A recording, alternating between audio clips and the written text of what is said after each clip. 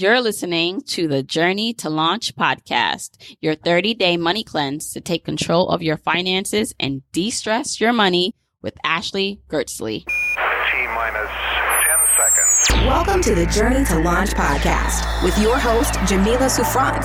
As a money expert who walks her talk, she helps brave journeyers like you get out of debt, save, invest, and build real wealth. Join her on the journey to launch to financial freedom in 5, 4, 3, 2, 1.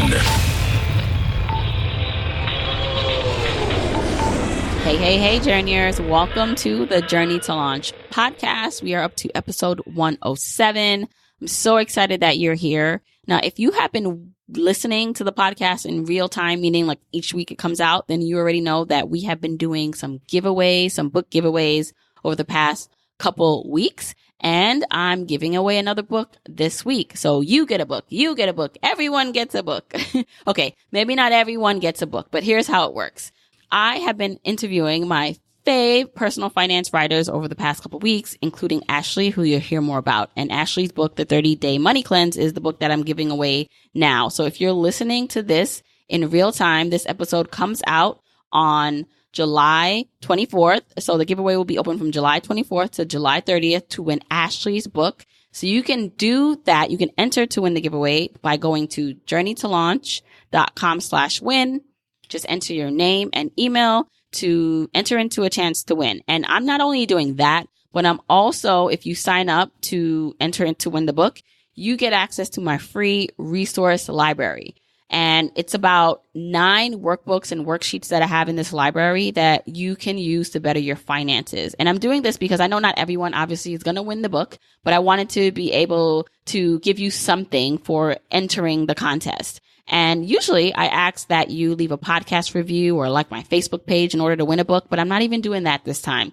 I wanted to make it super simple, super easy, because I really just want to continue to give back to you, continue to pour into you so that you can reach your financial goals. And besides, we just celebrated our 2-year anniversary a couple weeks ago, and you guys have been just really encouraging and helping me grow this podcast. So I want to be able to show you that I appreciate you. So if you want to get a chance to win Ashley's book and get access to the resource library that I have for free, which has 9 resources and tools and worksheets in it, just go to journeytolaunch.com/win, enter your name and email, and then you will get access to the resource library and then be entered to win the book.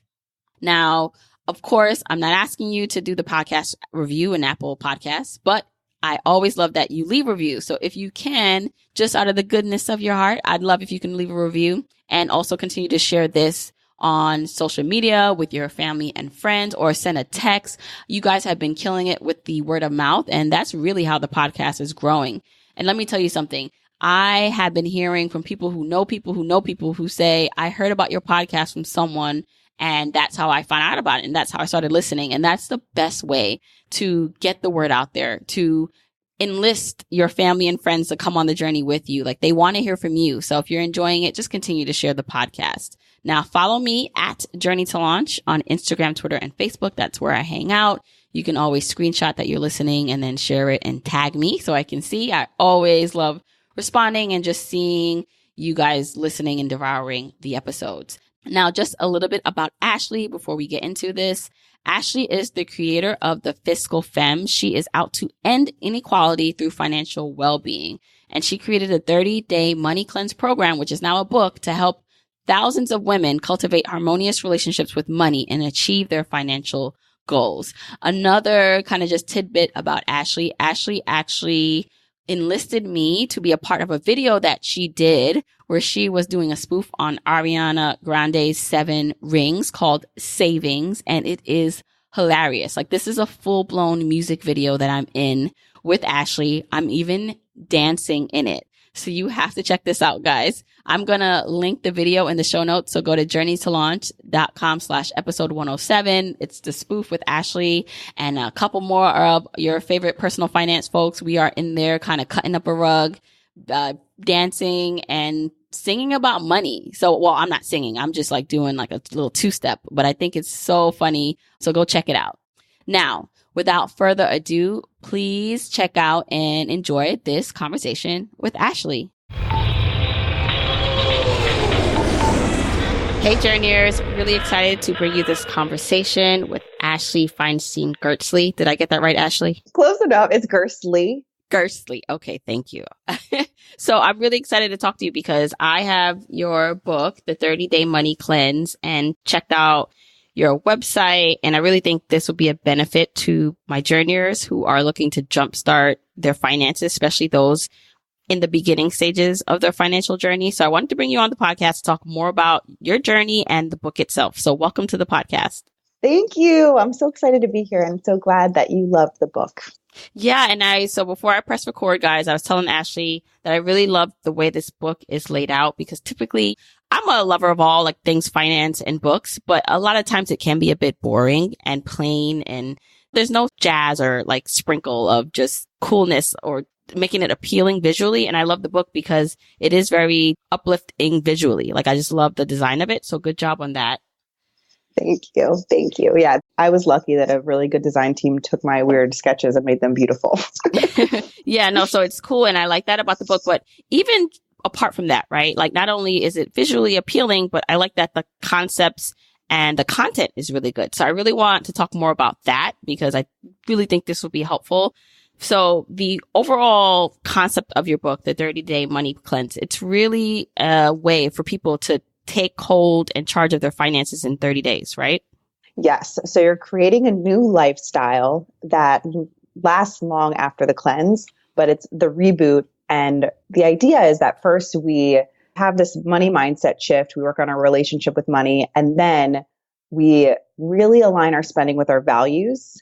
And that makes our lifestyles feel bigger and better and more fun, but we're saving a lot more money, which is always good. Right. And I like the fact that you could see the parallels between like a food cleanse, like a diet almost cleanse, because those are like the two, not biggest things, but for a lot of people in terms of the happiness scale, if, you know, we were healthier or diet wise ate what we wanted or did not eat bad things versus like money, spending too much, not earning enough, like all those things, money and food have big impacts on our life. So I like the parallel and the comparison where you're saying just like you would maybe do like a 30-day fast or a 30-day diet, even though I don't really like the term diet. This is like a 30-day money cleanse.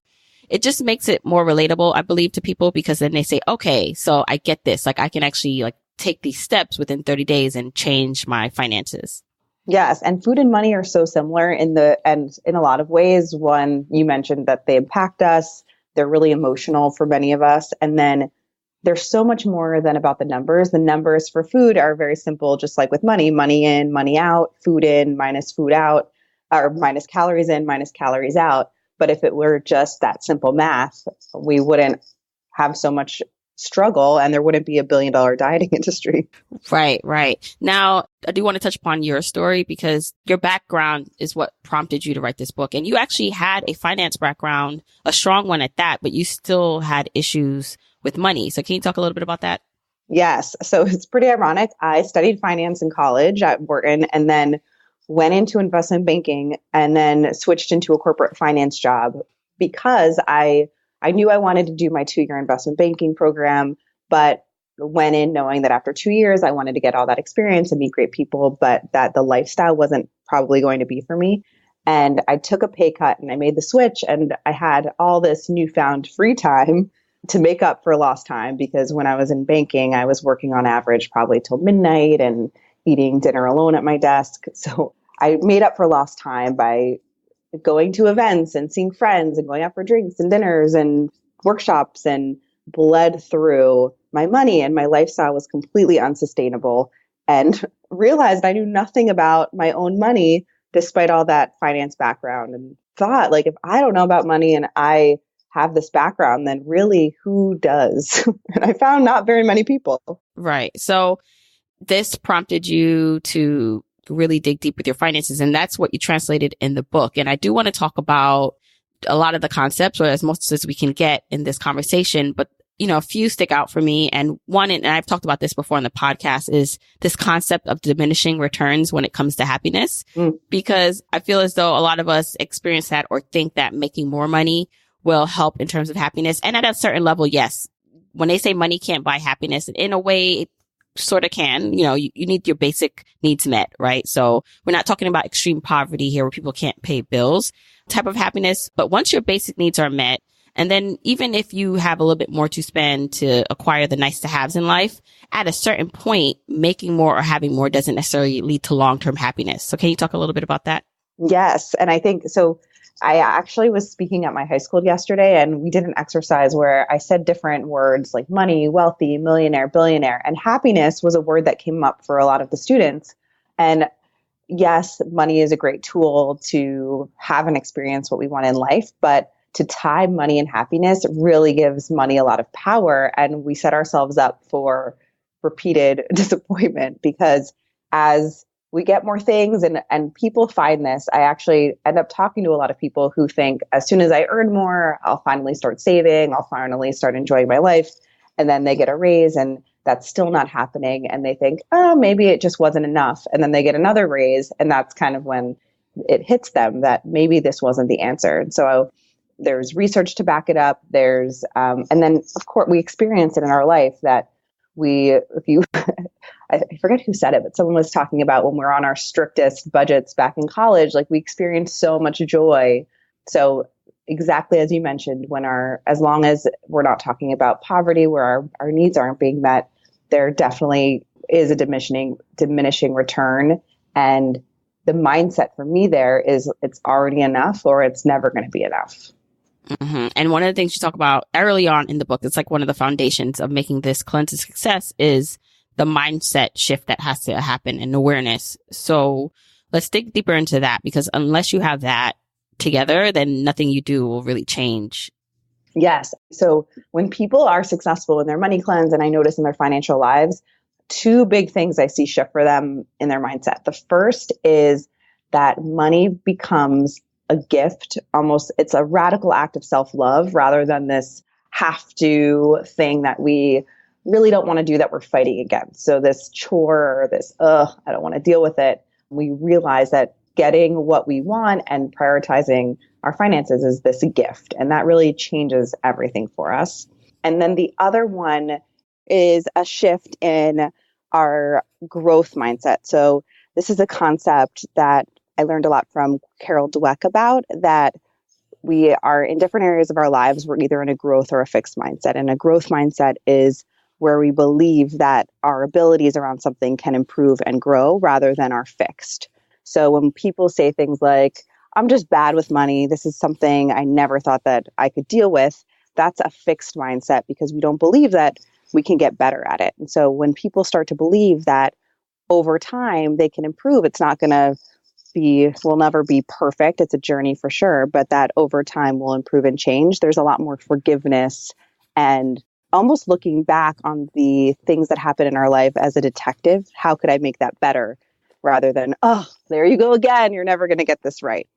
Mm-hmm. And I've heard this saying, and I like that you said it. You look at it as a gift and like self-love and approach it from a sense of gratitude. And there's this quote or this way of thinking about things. Instead of saying or thinking that you have to do things, think about it that you get to do them. So even like if a bill comes or you have to go to work, most people will complain, I have to pay this bill. I have to go to work. And if you change your mindset around it and say, I get to go to work, I get to pay this bill, it shifts like how you look at what you are spending money on and just money in your life. And so you look at it more as from a position of power and as a gift where you get to go to work versus some people who don't have a job. You get to pay this light bill versus people who don't have lights or not having the money to be able to pay for it. And that shift, I think, is really powerful for a lot of people if you start looking at things that way. Yes. And essentially you're starting it in that change in the language, which changes how we think about it. So getting to, choosing to, those are much more powerful words. Right. So one of the things, again, like sticking on mindset before we go to like the actual things to do for people to do is like the belief systems. And that, like we're saying, there's a certain belief in attracting wealth and maintaining it and certain beliefs that keep you from it. And I want to make sure when I say this, because I've been actually like in my content and thinking about the way I frame finances is I want to make sure that when we are talking about the mindset stuff, we're not talking about like, again, poverty and people who are systematically oppressed, because there is a lot of that still going on in this country and the world. But in terms of self-responsibility and what we can do from our positions, what can we do? We can help change our mindset. And so, which is why I love talking about mindset.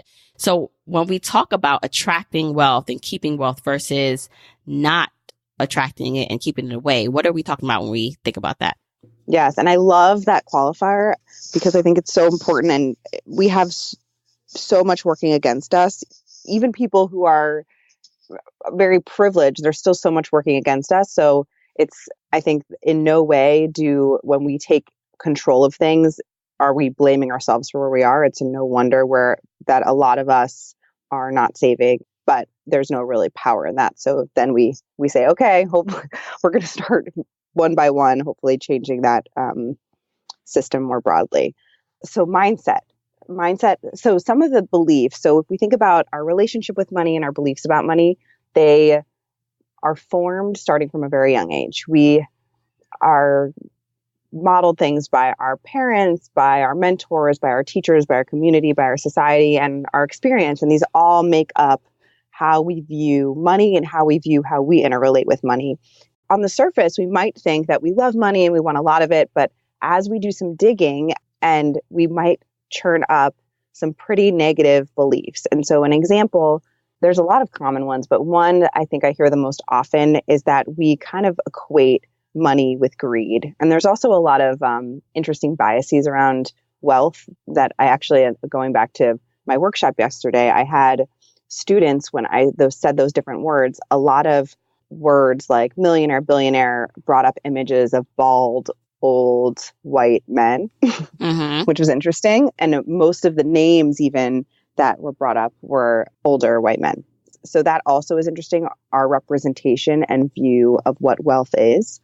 But if we view, and so a lot of words that also come up for us around wealth are corruption, greed, these negative things. And if at my core, I believe that wealth is greedy, even if I really want it and know that maybe I would do different things with it, I'm going to have a hard time either earning it, or I'll be able to earn it, but I won't be able to keep it. I'll end up spending it all. And that can feel very futile. It's like this hamster wheel struggle if I'm not changing or working with those beliefs that are deep down about money. If someone notices that about themselves, how do they change it? Is it as simple as recognizing it in yourself, or what are some steps that anyone can take to say, okay, I secretly do believe that greed is an attribute of wealth and I have these negative emotions around it, but how do I change that?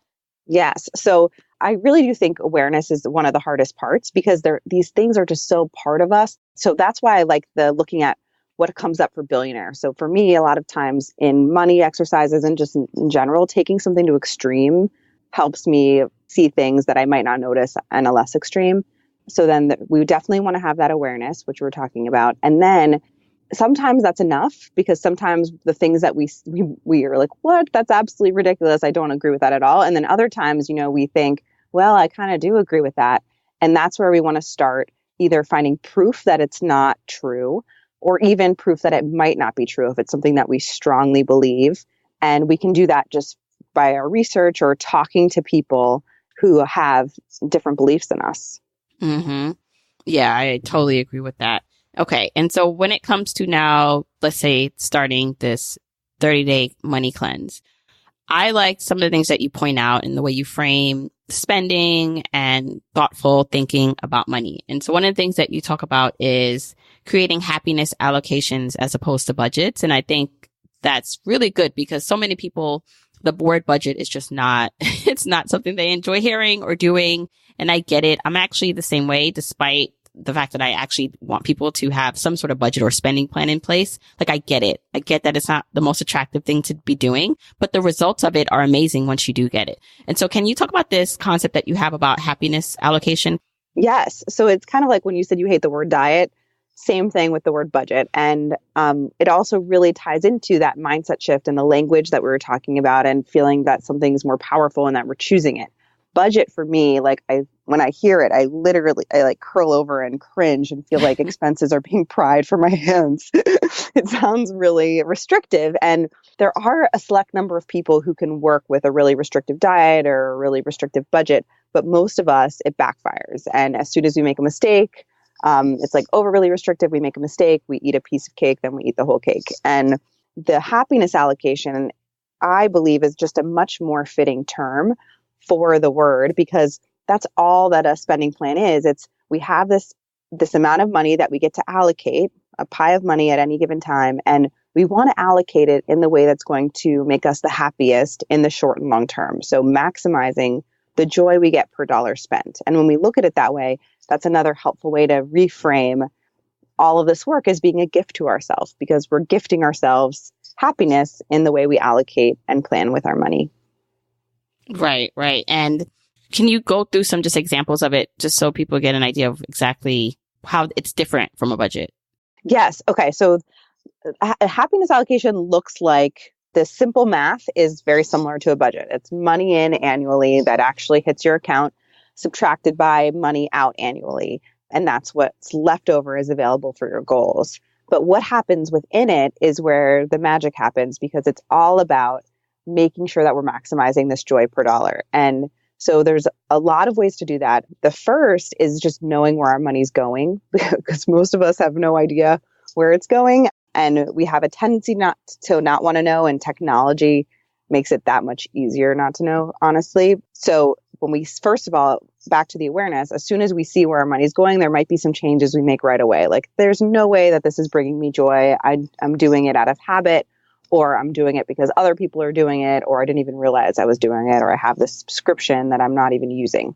And then there are things that we don't realize are actually having an impact. So for me, I did this exercise. I'm a fan of looking at all of our expenses annually, because I think that information can show us what the true impact of our expenses are. And one exercise I did when I was in my corporate finance job, I really thought that I couldn't afford to take a vacation.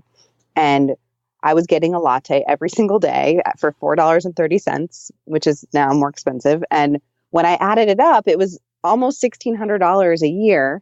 And that was more than enough to take the vacation that I wanted. And so when I saw that I could reallocate that latte money to something that I thought I couldn't afford, that was really powerful and eye-opening for me. And I started drinking the coffee at work that was free, and it tasted really good knowing that I could now take this trip. And I went on a trip to Spain with my cousin.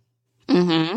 I love that. And besides, too, I think a lot of people struggle with that, is that daily or the immediate happiness or return on a purchase or spend versus that long-term delayed gratification. And so framing it where you see the actual annual amount of a spend is good, but it doesn't also mean you have to give it up completely, right? So you can say, all right, maybe I won't drink coffee every single day outside, and buy it, but I'll allocate 2 days to buy it and save the 3 days that I'm not buying and put that towards the vacation.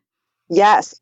One of the win-wins about this is that when we do things less often, they become more of a treat. So with my latte, when I was getting it every day, I would get annoyed if it wasn't the right temperature. It wasn't hot enough. They forgot my order. They didn't have it out waiting for me. And so I wasn't actually getting that much joy from it. So what's really cool is, let's say I decide, and this is an extreme difference. You can also do twice a week. But if I decided instead, I'm going to have one latte a month and really enjoy it, that's $60 a year. That's such a big difference. And I'll get a lot more joy from it.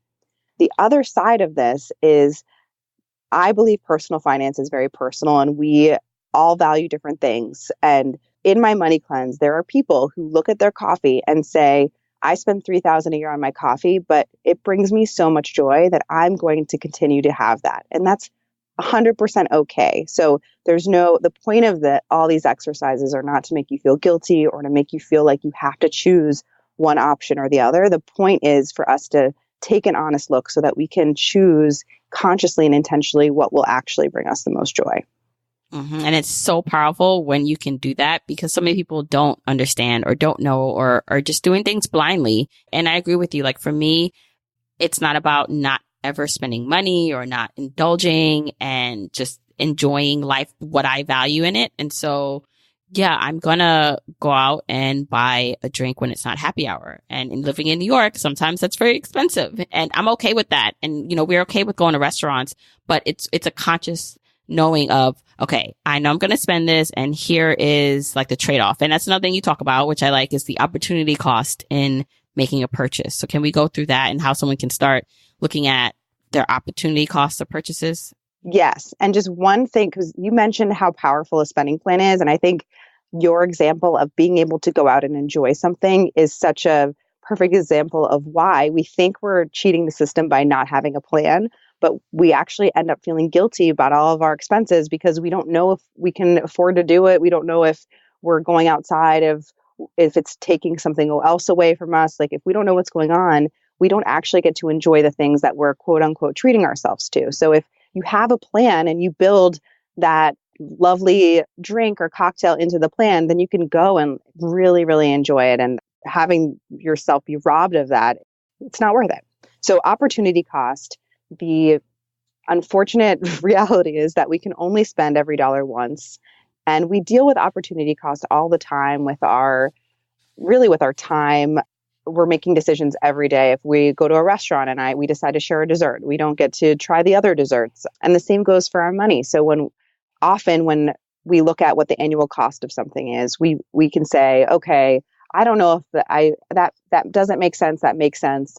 But then sometimes we look at the annual cost and we're like, all right, that's a number. I'm not 100% clear still on if that's worth it to me. And I think the opportunity cost exercise is really helpful because it's not just looking at something in terms of numbers, it's looking at expenses in terms of other things that we could buy with that money. So for me, if my opportunity cost was travel, I thought more travel would make me really happy, then I could look at all of my expenses in terms of what kind of travel I could do instead, and then have another point of reference to decide if it's truly worth it to me.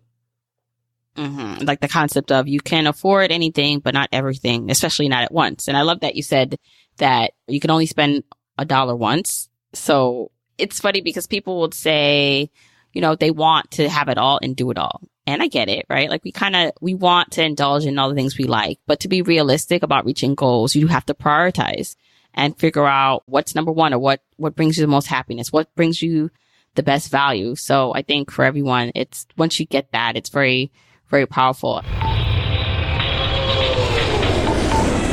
Okay, I hope you are enjoying today's episode, but let me just take a quick moment to tell you about today's sponsor, Gusto. You witnessed my journey to uplevel my life, my finances, and now you're actually watching me uplevel my business. I went from being an employee to being self-employed, and the next step is becoming an employer, hiring people to not only help me bring my vision to life, but give them opportunities and outlets to help them support themselves, their families, and their own dreams. And so I'm always looking for tools and ways in which I can effectively run my business. So if you have a business or you know someone who does, you probably know that small business owners wear lots of hats. And some of those hats are totally great, but some, like filing taxes and running payroll, for example, are not so great. That's where Gusto comes in. Gusto makes payroll, taxes, and HR actually easy for small businesses. Fast, simple payroll processing, benefits, and simple management tools all in one place. Gusto automatically pays and files your federal, state, and local taxes, so you don't have to worry about it. Plus, they make it easy to add on health benefits and even 401ks for your team. Hello. So for my journeyer business owners, now you can get 3 months free when you run your first payroll. Try a demo and see it for yourself at gusto.com/journey. Once again, that's gusto.com/journey for 3 months free. All right, let's get back into this episode.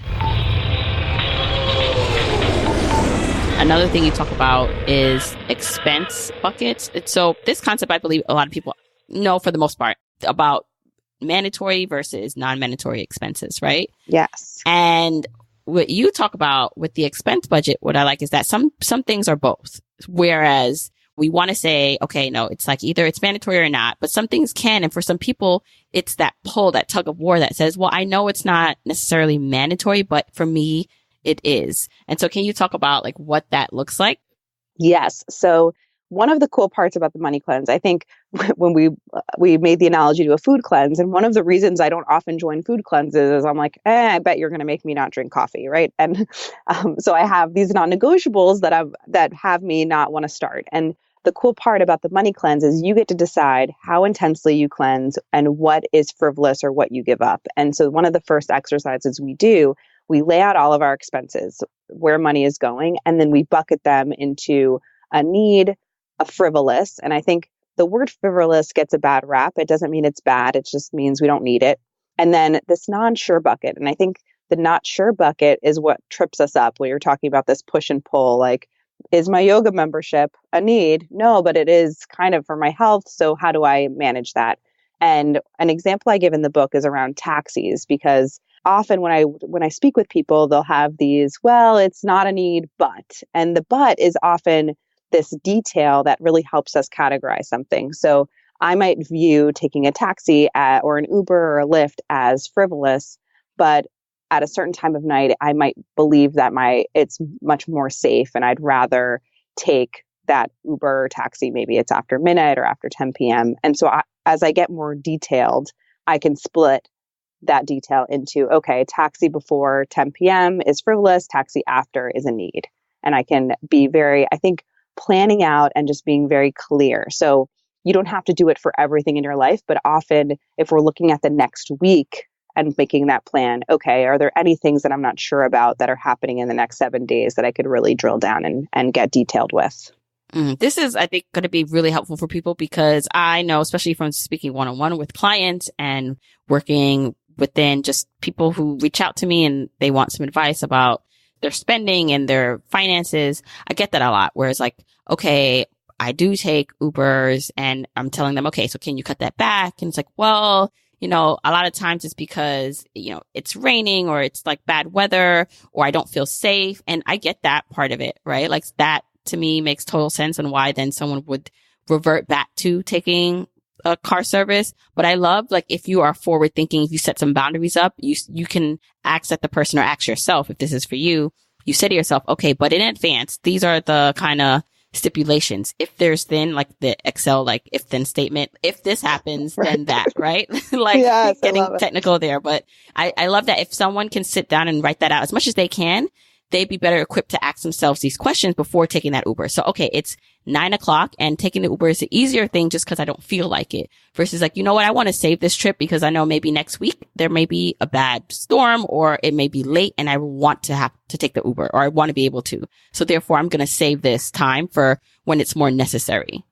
Right. And when we have those stipulations, then we don't get to make ourselves fail. Because often if we end up not planning for that and then we take the Uber at midnight, then we can say, oh, I already blew it. And we tend to punish ourselves. And I think also what's funny is we tend to think of, before that mindset shift, that this is a gift, like going over in different areas feels like we're indulging in a way. But going back to the opportunity cost, we're taking away from ourselves in other areas. And another kind of depressing at first, but then very liberating realization is that we can't out earn it. So even billionaires have to make choices with their dollars. They can't afford everything. So I think there's this view, it's not fair. We want to afford everything. But to realize like we're going to be making these types of choices, no matter how much we're earning, is liberating. At first, maybe a little depressing. Okay. But actually, as you said, that even billionaires can't afford anything. I'm like, really? What can a billionaire not afford? Well, let's think about like a really big project. They couldn't buy a country. I saw the recent videos even, well, this is more millionaire status, but Cardi B was talking about her $300,000 a month expenses and how she can't cut them down. And of course, like, this is not to say that her lifestyle is not completely different, but she's experiencing those same things, if that makes sense. Mm-hmm. Yeah. Yeah. And if a billionaire wants to buy a country, or they have like 8 foundations that they want to support, like they might have to cut it down. They can't feed every human in America, or if they can, but maybe can't buy houses for everyone. So there's still limits. And regardless of what it's for. One of the things you say too in the book is this concept of the expense onion, which will probably help a lot with if someone needs to now buckle down and look at, okay, their spending and just cleansing things out. this expense onion. So can you go through what that is?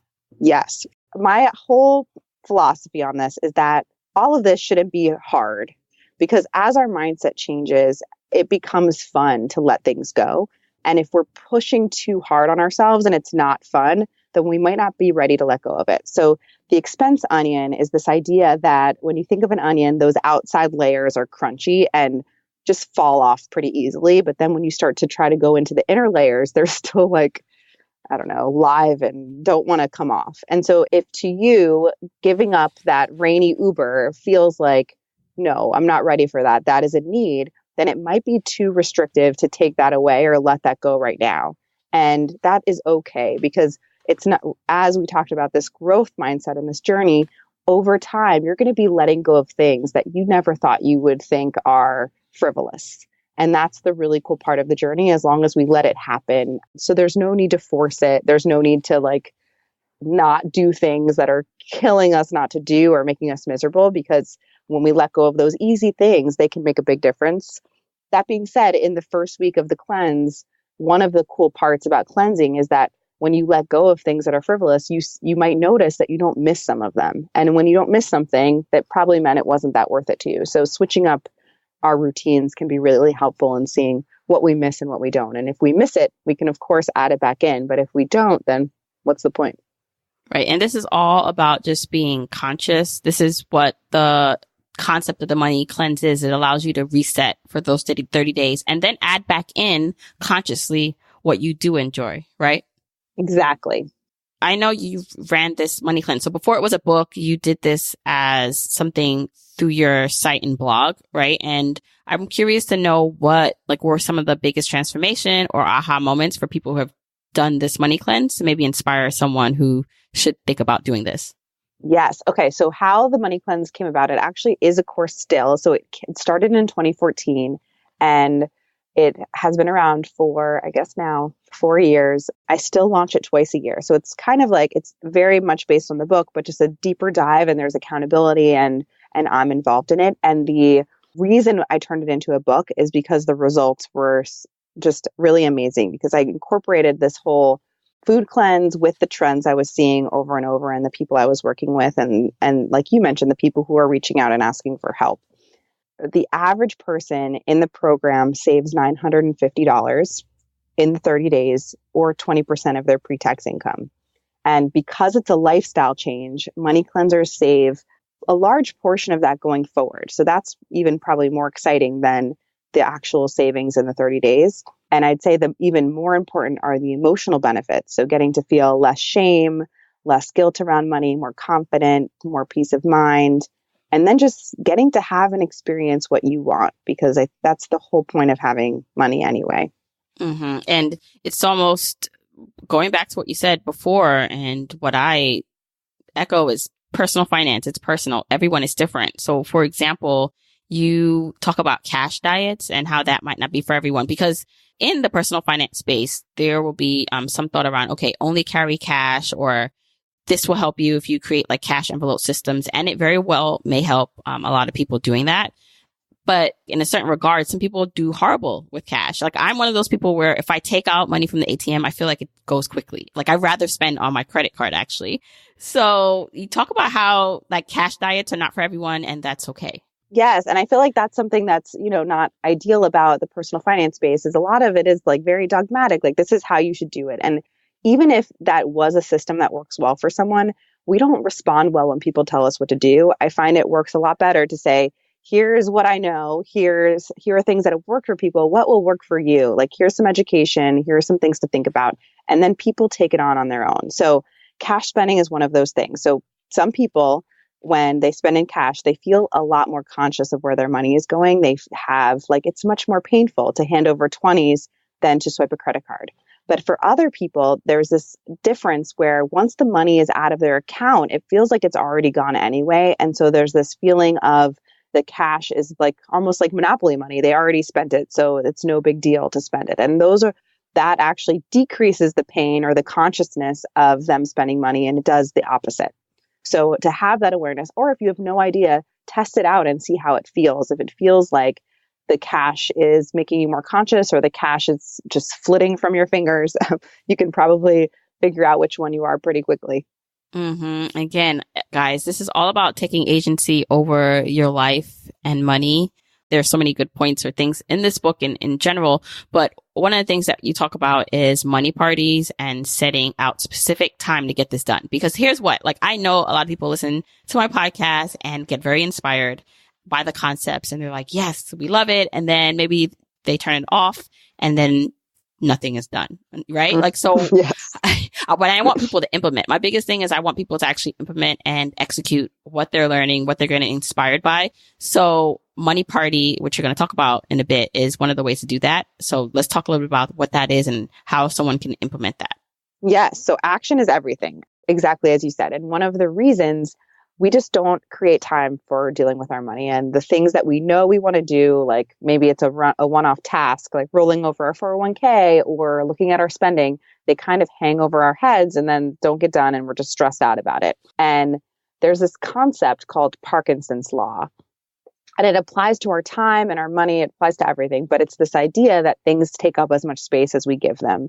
So our junk drawer fills up, our calendars fill up, our expenses fill up our bank account if we don't get the money out of there. And so what we want to do is actually carve out the time in our calendars to deal with our money. And in the mood and philosophy of making it fun, I've created money parties. And so what that looks like is I recommend having every 2 weeks or every month. So if you do it every month, you're just going to have more to do. If you do it every 2 weeks, you're doing it more often, but can be shorter, is time in your calendar in that interval, and you can move it around, but just to have that time carved out to deal with your finances. And I recommend having a running agenda. So this is also great in relationships so that money is not a conversation. If you're fighting about money or you have points you want to bring up, it's not constantly in the foreground. It's something that you can discuss at your money party. Like, oh, I had a question about our banking. And if it's not urgent, let's add it to the agenda. So you keep your running agenda.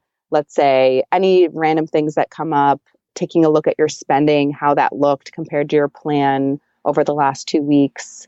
I like to do like a net worth check-in. So what do I have? What do I owe every quarter? How am I doing against my goals? Those are some different things that can happen at your money party. And then setting aside that time, doing it, and then making it fun. So have your favorite beverage, put on some music, get comfortable. Reward yourself. So it sounds silly, but we work really well with rewards. And that might mean after your money party, you go out for a date night, or you meet all your friends and do money party together and then go out together, or even just watching a show or taking a bubble bath, some type of reward for setting aside this time and giving yourself this gift of dealing with your finances. And you bring up a good point, because this involves like changing habits and implementing new ones, like positive ones. And I had James Clear on the podcast who wrote Atomic Habits. And one of the things that he talked about, and just the concept in general, is the habit stacking.